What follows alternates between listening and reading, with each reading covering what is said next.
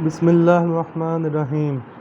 جب گور و کفن کا سب سامان ہو جائے اور نہلانا چاہو تو پہلے کسی تخت یا بڑے تختہ کو لوبان یا اگربتی وغیرہ خوشبودار چیز کی دونی دے دو۔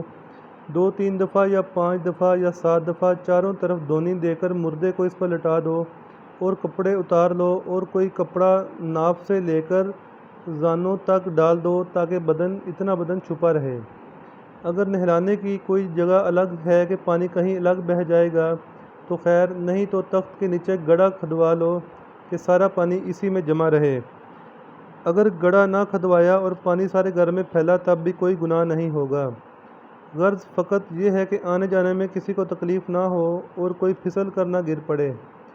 نہلانے کا طریقہ یہ ہے کہ پہلے مردے کو استنجا کرا دو، لیکن اس کی رانوں اور استنجے کی جگہ اپنا ہاتھ مت لگاؤ اور اس پر نگاہ بھی نہ ڈالو، بلکہ اپنے ہاتھ میں کوئی کپڑا لپیٹ لو اور جو کپڑا ناف سے لے کر زانوں تک پڑا ہے اس کے اندر دہلاؤ۔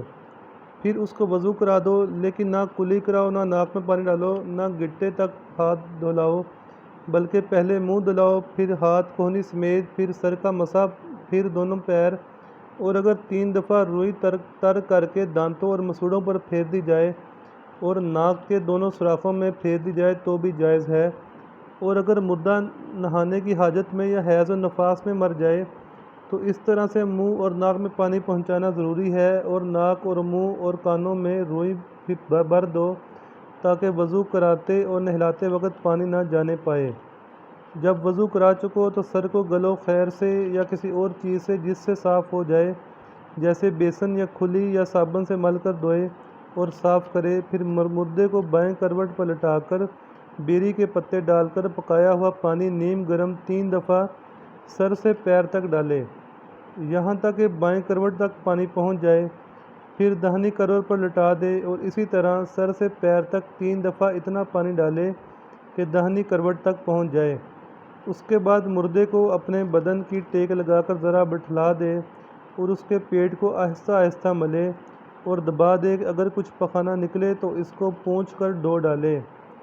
اور وضو اور غسل میں اس کے نکلنے سے کچھ نقصان نہیں آیا، اب نہ دہراؤ۔ اس کے بعد پھر اس کو بائیں کروٹ پر لٹا دے اور کافور پر پڑا ہوا پانی سر سے پیر تک 3 دفعہ ڈالے، پھر سارا بدن کسی کپڑے سے پونچھ کر کفنا دو۔ اگر بیری کے پتے ڈال کر پکایا ہوا پانی نہ ہو تو یہی سادہ نیم گرم پانی کافی ہے۔ اسی طرح 3 دفعہ نہلا دے اور پانی اور بہت تیز گرم پانی سے مردے کو نہ نہلاؤ۔ اور نہلانے کا یہ طریقہ جو بیان ہوا ہے سنت ہے۔ اگر کوئی اس طرح 3 دفعہ نہ نہلاوے بلکہ 1 دفعہ سارے بدن کو دھو ڈالے تب بھی فرض ادا ہو گیا۔ جب مردے کو کفن پر رکھو تو سر پر عطر لگا دو، اگر مرد ہو تو داڑھی پر بھی عطر لگا دو، پھر ماتھے اور ناک اور دونوں ہتھیلی اور دونوں گھٹنوں اور دونوں پاؤں پر کافور مل دو۔ بعض کفن میں عطر لگاتے ہیں اور عطر کی پھریری کان میں رکھ دیتے ہیں، یہ سب جہالت ہے۔ جتنا شرع میں آیا ہے اس سے زائد مت کرو۔ بالوں میں کنگھی نہ کرو، ناخن نہ کاٹو، نہ کہیں کے بال کاٹو، سب اسی طرح رہنے دو۔